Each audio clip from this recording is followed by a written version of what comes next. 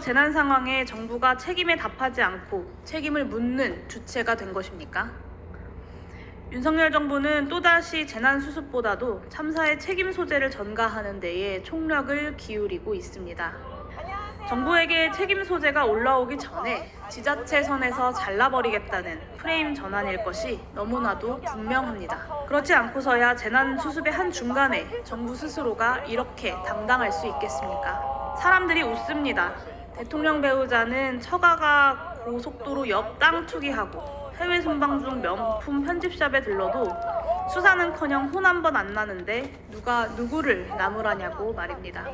정부가 이태원 참사 때처럼 결론을 내놓고 조사할까봐 염려된다. 어느 정치인의 입에서 나온 말이 아니라 청주 오송 지하차도 참사 유가족이 연락 한 번 않는 청주시 책임자를 겨우겨우 만나서 꺼낸 말입니다. 국민도 신뢰하지 않는 재난 시스템을 만든 것이 누구입니까? 참사에 사과 한 번조차 하지 않은 윤석열 대통령이십니다. 위기 상황에서 정부가 국민을 어떻게 보호하느냐에 그 정부의 존재 이유가 있다. 3년 전 윤석열 대통령이 본인의 입으로 하신 그 말을 되돌려 드립니다. 이 뒤에 이어지는 말이 이 정부는 정부의 존재 이유를 증명하지 못한 것 같습니다. 라는 것도 굳이 상기시켜 드리겠습니다. 수호지심이 남아 있으시다면 전 정부가 재난안전 인프라 구축 예산을 투자하지 않았기 때문이라는 여당의 망언부터 되돌아봐야 할 것입니다. 윤석열 정부 들어서 벌써 두 번째 반복된 호우 참사입니다. 충분히 예상 가능했다는 것입니다. 충분히 예상 가능함에도 불구하고 발등에 불이 떨어지고 나서야 움직이는 게으른 습성, 일단 닥치면 남 탓부터 하고 보는 무책임한 태도가 결국 오늘날의 참사를 만든 것입니다. 이번 참사는 윤석열 정부의 책임이 가장 무겁습니다.